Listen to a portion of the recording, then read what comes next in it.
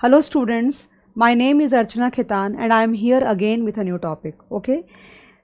एक सम आया था जनवरी 21 में एसएफएम के पेपर में। सबसे पहला क्वेश्चन था और वो टॉपिक था ऑटो कोरिलेशन टेस्ट। इंस्टीट्यूट ने अब तक जनवरी 21 के पेपर्स का सॉल्यूशन रिलीज़ नहीं किया है, इसलिए काफ़ी सारे हमारे बच्चों की रिक्वेस्ट ये थी कि मैम ऑटो कोरिलेशन टेस्ट क्या होता है, कहाँ पे हम अप्लाई करते हैं और उसका सॉल्यूशन हम कैसे बनाएंगे। उसका रीज़न क्या है गाइस, पता है आपको कि वो जो टॉपिक है ऑटो कोरिलेशन टेस्ट का, वो हमारे किसी भी स्टडी मैट के अंदर में, आईसीआई की बात कर रही हूँ मैं, और मॉक टेस्ट पेपर में या आरटीपी में या कहीं भी ये मेंशन नहीं किया हुआ है एज सच। मैंने तो नहीं देखा अब तक के। ओके, तो एग्ज़ाम में और वो भी कंपलसरी में जब पहला क्वेश्चन आया तो बच्चे काफ़ी नर्वस हो गए। एक्चुअली ये टॉपिक बहुत ज़्यादा ईजी है एक्चुअली अगर देखा जाए तो, because you don't have to understand too many things. एक स्टैटिस्टिकल मेथड है जो आपको आना चाहिए अगर वो सम सॉल्व करना है तो। ओके, तो आपने एक टॉपिक पढ़ा होगा पोर्टफोलियो मैनेजमेंट के अंदर में। मैं तो पोर्टफोलियो मैनेजमेंट के अंदर पढ़ाती हूँ, बाकी हो सकता है आपने कहीं और दूसरे टॉपिक में पढ़ा होगा, मगर वो उतना इंपॉर्टेंट नहीं है कि आपने कहाँ पढ़ा है।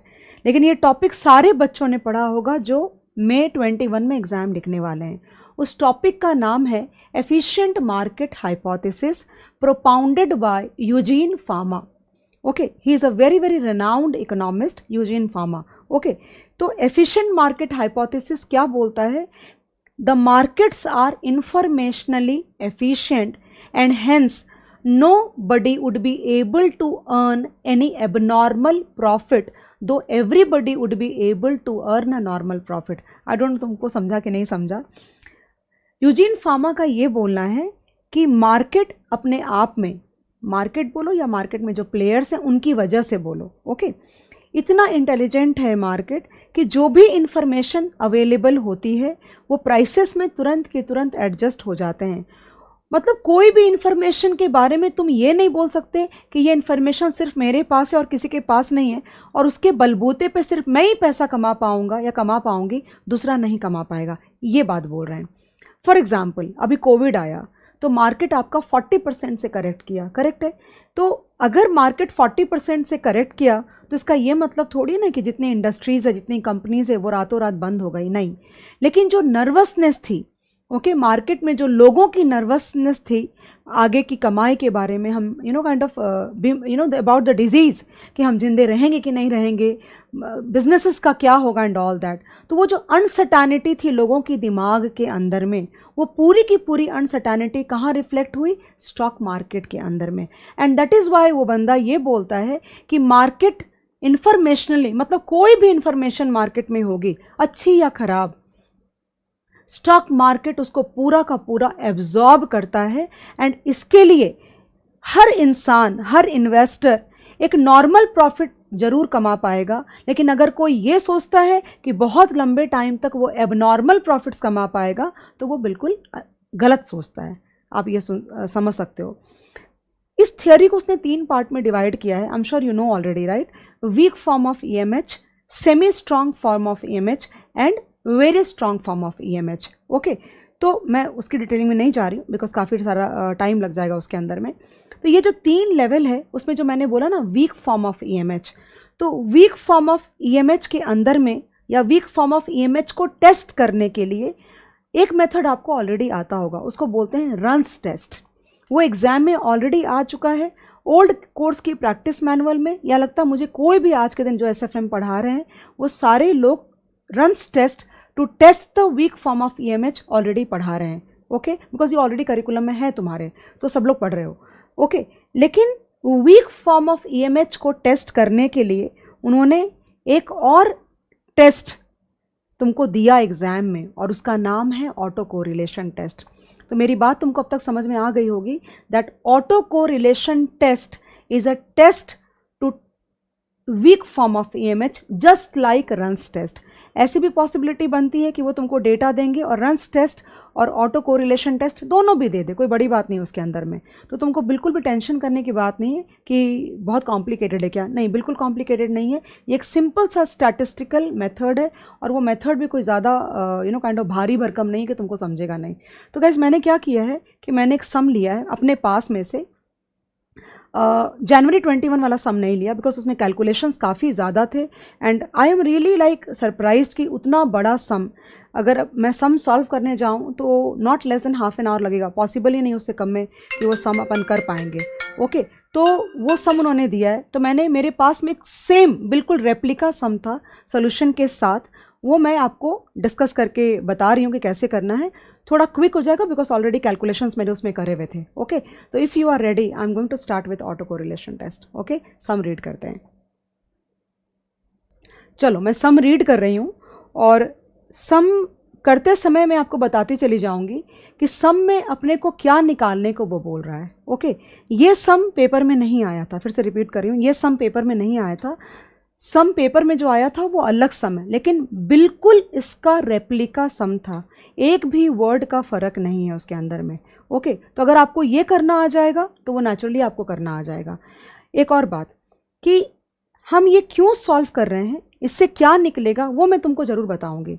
इसके अंदर कुछ स्टैटिस्टिकल फार्मूलाज का इन्वॉल्वमेंट है, उसकी डिराइवेशन में हम नहीं जा रहे guys because that is not the part of our curriculum to derive the formulas. हाँ मीनिंग क्या है, क्या सॉल्व कर रहे हो, क्या कंक्लूड करेंगे वो मैं तुमको ज़रूर बताऊंगी। चलो let's start the sum. Mister Malik feels that Indian stock markets recently has exhibited weak form of market efficiency. ठीक है, in order to test the validity of his impression, he collected some data relating to movement of Sensex for the last 20 trading days, which is as follows. क्या लिखा है इसके अंदर में कि mister Malik के हिसाब से मार्केट ने लास्ट 20 दिनों में week form of efficiency reflect करी है। अब वो ये जानना चाहता है कि मार्केट सचमुच में वीक फॉर्म के लेवल पे एफिशिएंट था क्या नहीं था, ये जानना चाहता, और उसके लिए ऑटो कोरिलेशन टेस्ट यूज़ करना चाहता है वो। ये गाइस तुमको पूरा 20 दिन का डेटा दिया हुआ है, डे, ओपन, हाई, लो और क्लोज। मैं तुमको बता दूं ओपन, हाई और लो का यहाँ पे कोई यूज़ नहीं होगा, जो भी यूज़ करोगे तुम क्लोजिंग प्राइसेस का ही यूज़ करोगे। जो जैन में पेपर में आया था उसमें भी सेम तरीके से डेटा दिया हुआ है, वहाँ पे तुम सिर्फ क्लोजिंग डेटा ही लोगे, बाकी इनका कोई काम नहीं है। आगे बढ़ती हूँ, आगे में लिखा हुआ है you are required to test the weak form of efficient market hypothesis using the auto correlation test taking a time lag of 10 days। Taking a time lag of 10 days। अब सुनना ध्यान से, ये जब तुम पढ़ते हो ना तो मेरे लिए एक्सप्लेन करना इजी हो जाता है। क्या है ऑटो कोरिलेशन टेस्ट वो सुनना।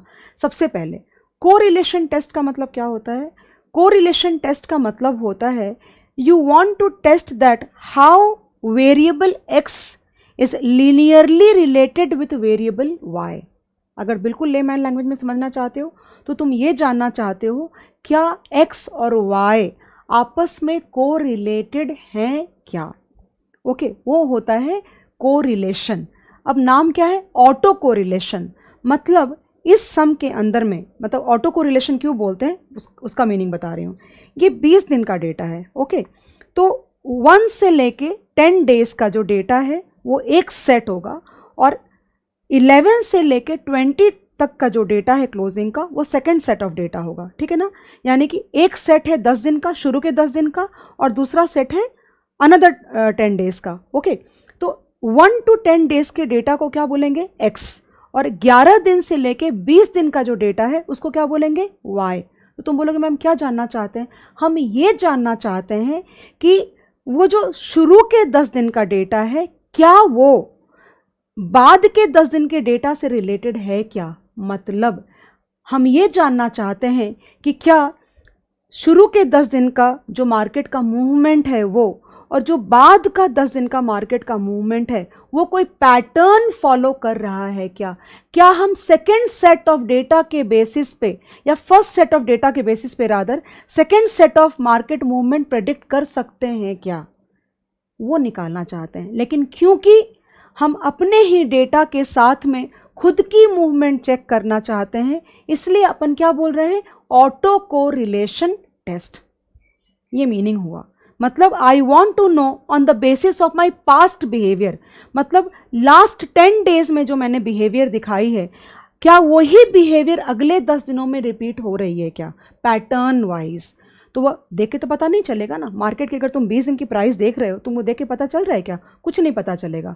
तो तुमको उससे कुछ स्टैटिस्टिकल कैलकुलेशन निकालने पड़ेंगे और उसके ऊपर से तुमको कंक्लूजन ड्रॉ करना पड़ेगा कि whether there is a correlation between the initial 10 days data and the later 10 days data और not, and that test is called auto correlation test.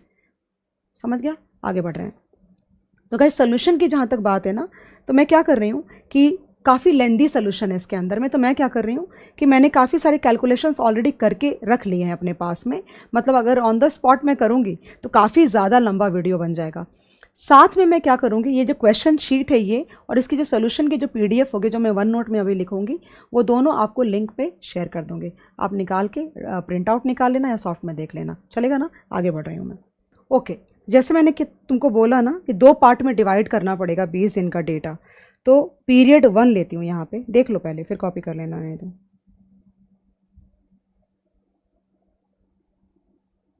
Period 1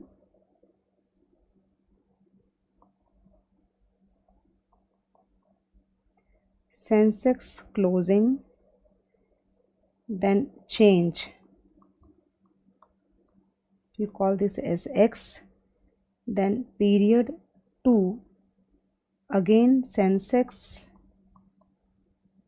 closing, then again change को Y बोलेंगे, ठीक है?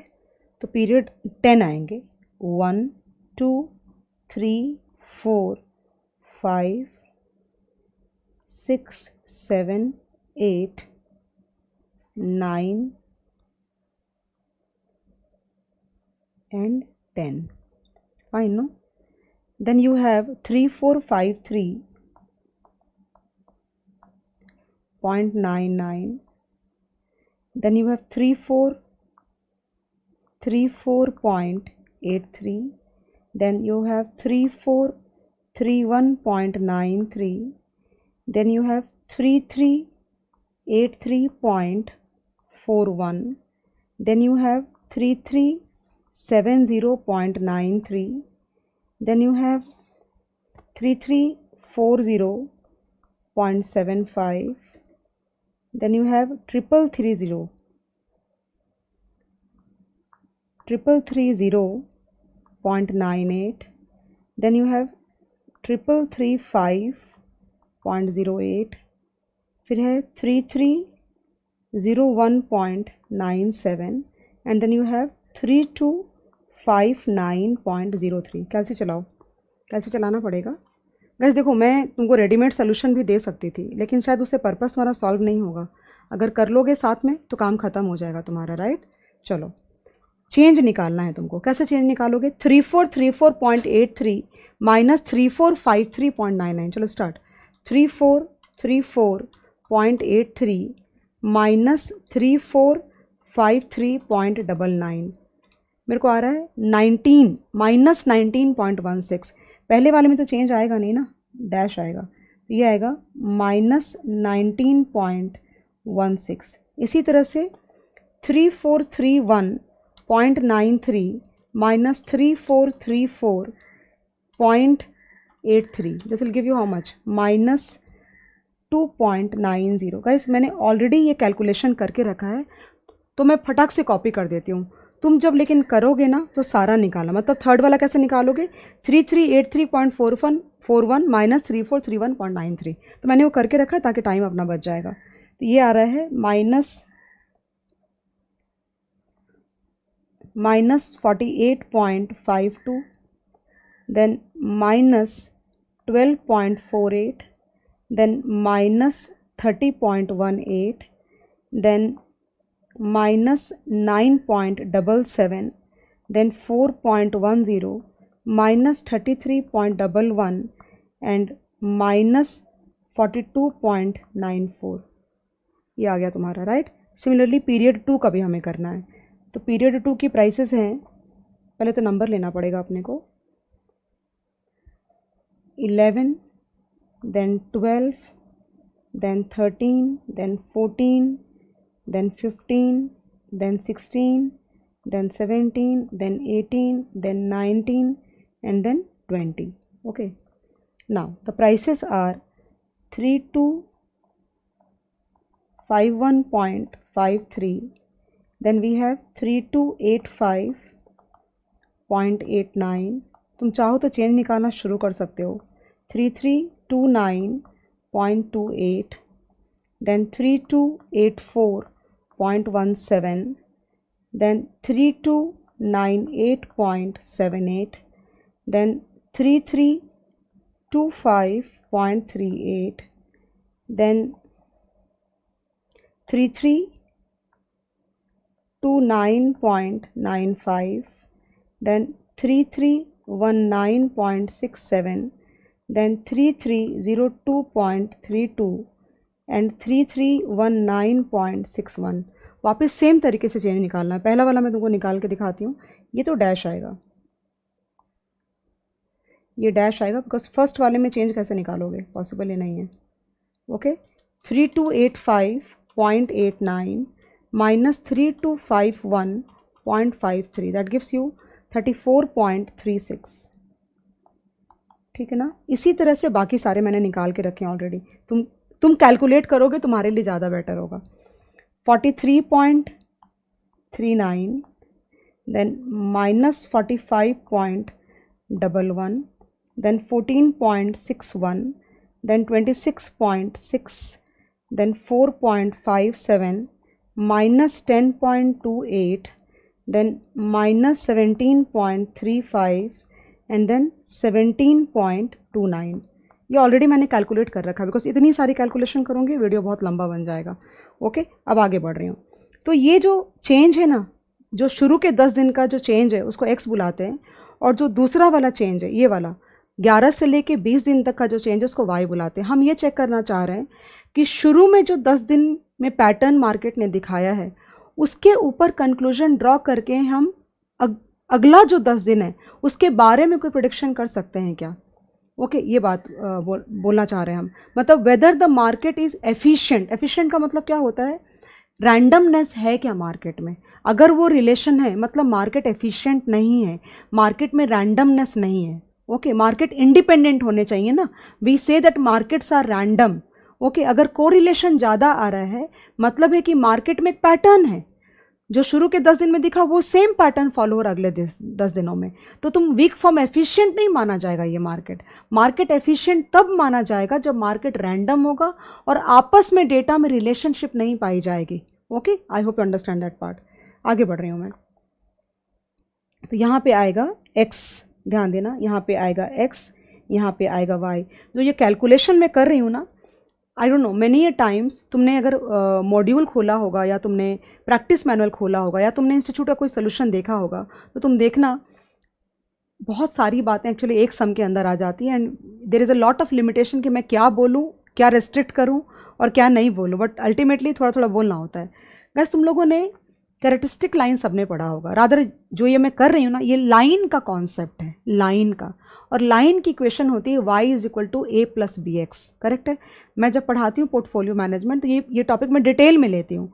तो जो बच्चे जानते हैं मुझे वो उनको शायद रिलेट ज़्यादा हो पाएगा, लेकिन जो बच्चों ने मुझसे नहीं पढ़ा है उनको भी रिलेट होगा. मैं थोड़ा सा एक्स्ट्रा एफर्ट लूँगी. तो बेसिकली लाइन की जो इक्वेशन है वो होती है y is equal to A plus B X. ये सबको पता है, राइट. तो बेसिकली ये सारी जो कैलकुलेशन है ये लीस्ट स्क्वायर्स मेथड बोलते हैं रिग्रेशन का.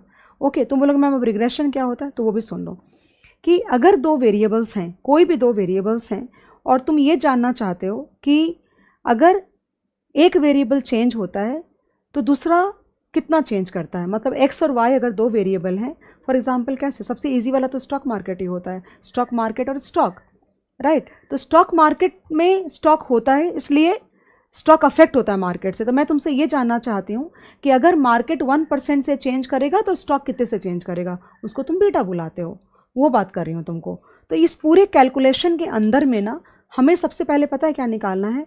y is equal to A plus B X के अंदर में तुम्हारा a is the origin of the line. अगर एक लाइन ड्रॉ करोगे एक्स वाई एक्सिस पे, ऐसे लाइन ड्रॉ करोगे तो लाइन की एक ओरिजिन होती है और लाइन का एक स्लोप होता है, बेंट, ऐसा ऐसा ऐसा कैसा.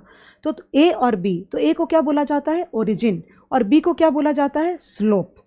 ओके, तो बेसिकली इस कैलकुलेशन के अंदर में हमें पहले ए और बी निकालना है, फिर कोरिलेशन निकलेगा। तो मतलब तुमको क्या निकालना, अगर तुमने सीएल किया होगा कैरेक्टरिस्टिक लाइन, तो तुमको पता होगा कि पहले बी निकालते हो और फिर ए निकालते हैं हम लोग। ये सारी चीज़ें तो है पोर्टफोलियो मैनेजमेंट के अंदर में, इसलिए आई एम अज्यूमिंग कि तुमको वो आता है। और अगर नहीं आता है तो मैंने पोर्टफोलियो मैनेजमेंट पे फास्ट ट्रैक का पूरा लेक्चर यूट्यूब पे पूरा अपलोडेड है। पूरा आई थिंक 10-12 घंटे का लेक्चर होगा, वो पूरा जाके देखो, उसमें सारी डिटेल तुमको पता चल जाएगी। ओके, फिलहाल के अंदर मैं ये चाहती हूँ कि मैं सम पे फोकस करूँ। तो जो मैं करने जा रही हूँ, जो मैं डेटा प्रिपेयर कर रही हूँ, वो किस चीज़ के लिए है, वो है ए और बी को सॉल्व करने के लिए। ओके, आगे बढ़ रही हूँ। फॉर्मूला देखोगे तो शायद फेमिलियर लगेगा तुम्हें। X square then Y square and then ये इतना छोटा नहीं हो सकता, और ये हो जाएगा एक्स वाई।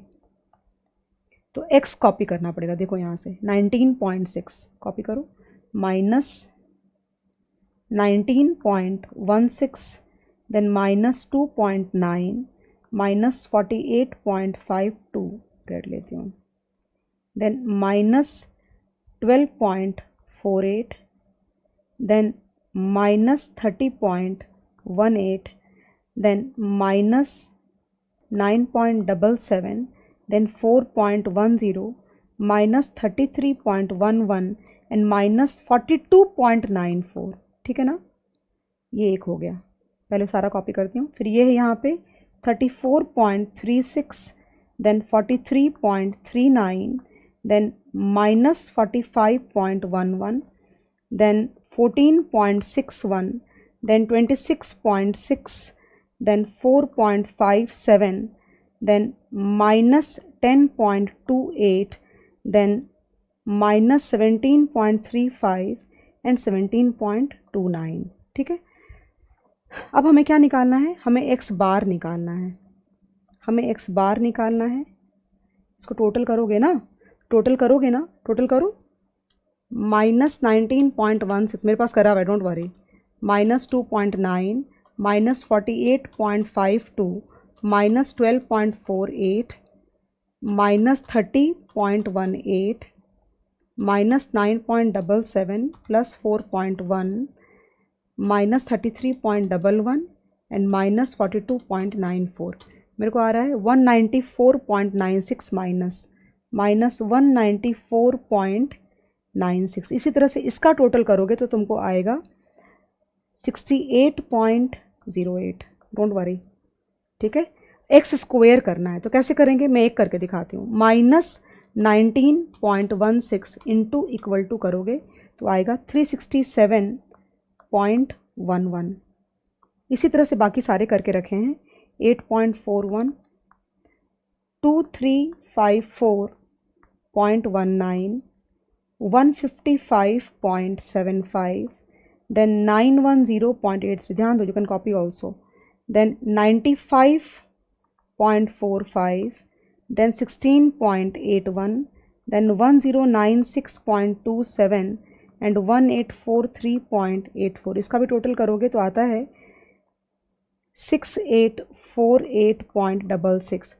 एक्चुअली क्या प्रॉब्लम हो जाती है ना, अगर पूरा सॉल्व करती हूँ तो कुछ बच्चे ऐसा बोलते हैं कि मैम आप इतना लेंदी था क्यों सॉल्व करे, सोल्यूशन नहीं दिखा देते।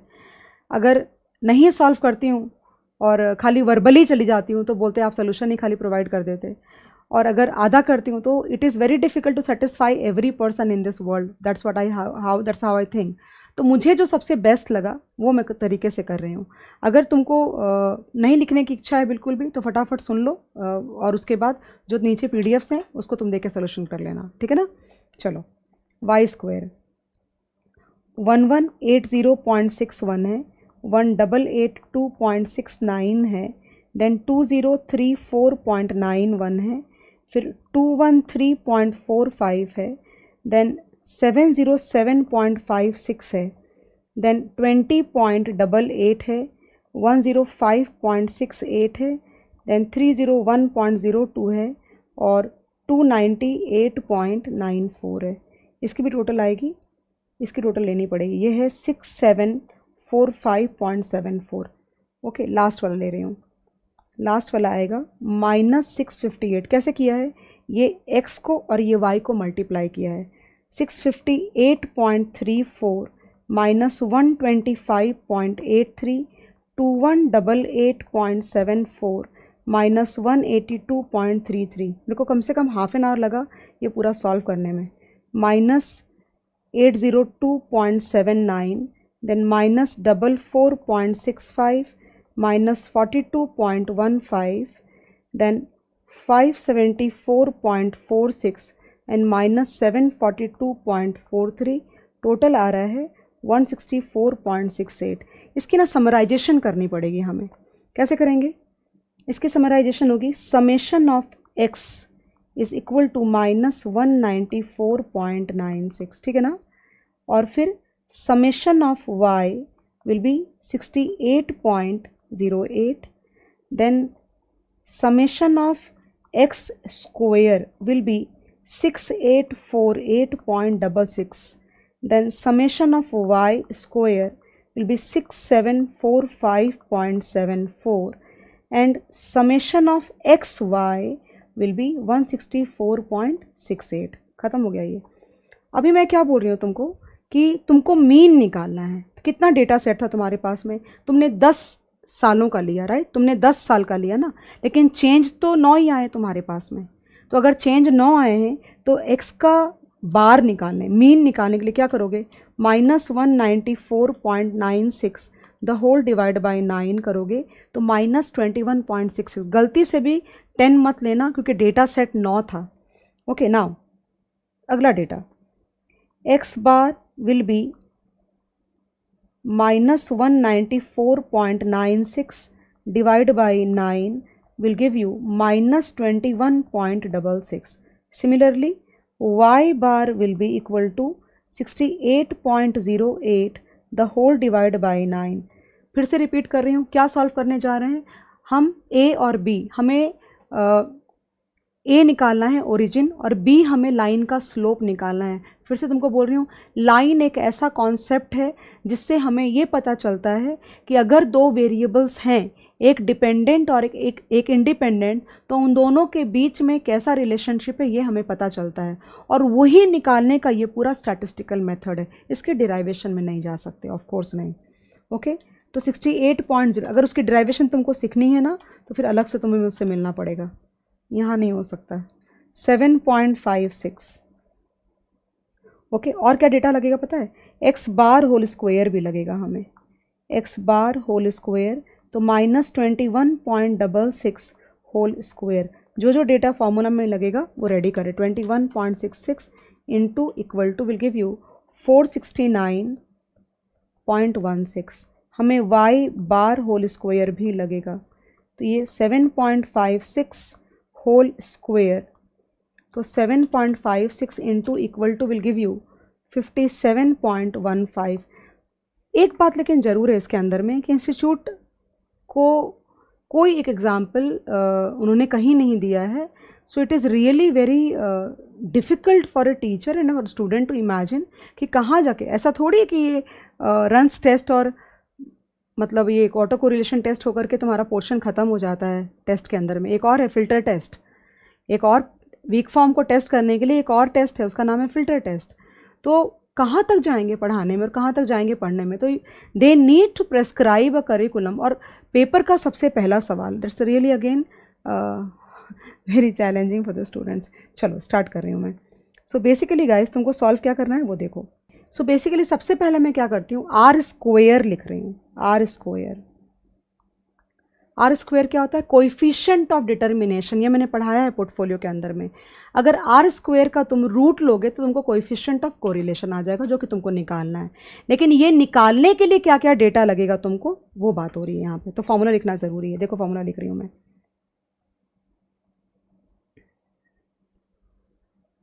Okay, so A summation of Y plus B summation of x y minus n y bar whole square. I know it is very difficult. I know it is very difficult. Okay, summation of y square minus n Y bar whole square. अब देखो इसको solve करने के लिए तुमको क्या क्या लगेगा, तुमको ए और बी लगेगा, लेकिन ए और बी में पहले कौन सा निकालोगे? अगर तुमने सीएल किया तो तुमको याद होगा, पहले तुम बी निकालते हो, बीटा सीएल यूज करके पहले तुम बी निकालते हो, द बेस्ट फिट लाइन का जो स्लोप है बी निकालते हो, फिर ए निकलता है, तो पहले बी निकालते हैं हम। So B will be equal to summation of xy then minus n x bar into y bar the whole divided by summation of x square minus n x bar whole square। इसको solve करना पड़ेगा, पहले इसको solve करेंगे हम लोग। तो चलो b summation of x Y already हमने निकाला हुआ है, देखो यहाँ पे निकाला है ना summation of x Y 164.68 164.68 then minus 9 into minus 21.66 और b क्या था, सॉरी y बार क्या था, y बार था 7.56 into 7.56। Okay, summation of x square तुमने ऑलरेडी निकाला हुआ है, देखो यहाँ पे ये वाला 6848.66 6848.66 minus 9 into minus 21.66 whole square. मैं डायरेक्टली कर रही हूँ बिकॉज ऑलरेडी 20 मिनट्स हो चुके हैं। बी का आंसर आएगा, करके सॉल्व देख लेना, 0.624। और ए कैसे सॉल्व होगा, A will be equal to Y bar minus B X bar. I am sure तुमने देखा है ये। तुमको पता है एक बात, ये फॉर्मूला से हम बीटा भी निकाल सकते हैं। This formula is also used to compute beta.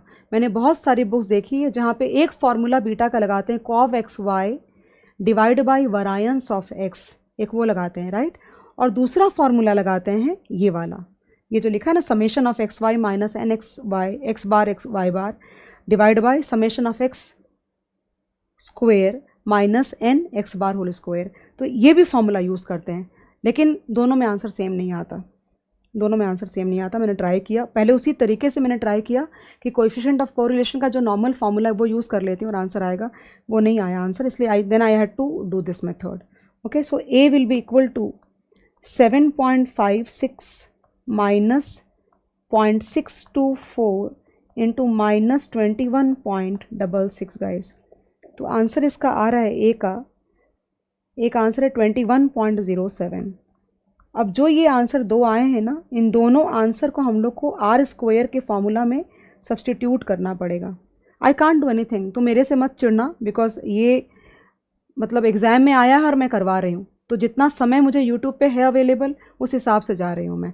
Calculations ऐसी हैं कि तुम चाहो तो खुद का कैलसे निकाल के कर सकते हो, कोई प्रॉब्लम नहीं होगी, लेकिन अगर मैं पूरी हर कैलकुलेशन करूँगी तो पता नहीं कितना टाइम लगे। जब मैं कॉपी कर रही हूँ आंसर, मतलब जो मैंने पहले से रेडी करके रखा है आंसर्स, वो कॉपी कर रही हूँ तो भी आधे घंटे लगे। Okay, now r square will be equal to, जो फॉर्मूला ऊपर लिखा था उसको स्टिक करना है हमें, तो उसमें क्या आएगा 21.07 into 68.08। Okay, then plus 0.624 into 164.08। Okay, और ये माइनस 9 इंटू 57.15, ये होगा 6745.74 minus 9 into 57.15। I am not to solve on the screen, you can just solve, pause करके वीडियो तुम सॉल्व कर लो। आंसर आएगा तुम्हारा 0.1641। आर के लिए इसका रूट लेना पड़ेगा, root of 0.1641, and the answer would be 0.1641 का रूट लोगे तो आंसर आता है 0.4051। This is the final answer of this question actually. अब तुम बोलोगे मैम इसका इंटरप्रिटेशन क्या हुआ? इसका इंटरप्रिटेशन ये हुआ गाइस कि तुमको पता होना चाहिए coefficient of correlation always varies between +1 and -1, and यहाँ पे जो रिलेशन आया है दो डेटा के बीच में वो है 0.40। तो we can say that they are moderately related, क्योंकि देखो पूरी लाइन पे बीच में कहीं ना कहीं आ रहा है 0.40 है, तो the data of the two periods are moderately related to each other and that is why we can say that market is not weak form efficient. ये conclusion है. Since R is equal to 0.4051, we can say that market is not weak form efficient as the data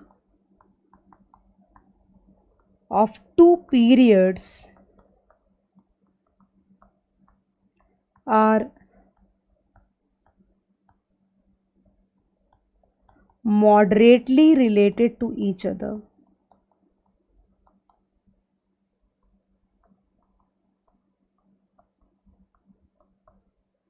Thank you so much. Okay, I don't know what to say कि मे में ये आएगा नहीं आएगा, ये मैं नहीं बोल सकती हूँ. बच्चों ने रिक्वेस्ट करी और मैंने सिर्फ वो फुलफिल किया है. आई एम नॉट जजिंग कि ये आएगा कि नहीं आएगा, मैं कुछ भी नहीं कह सकती उसके ऊपर. Okay, it is always good to be updated. Thank you so much.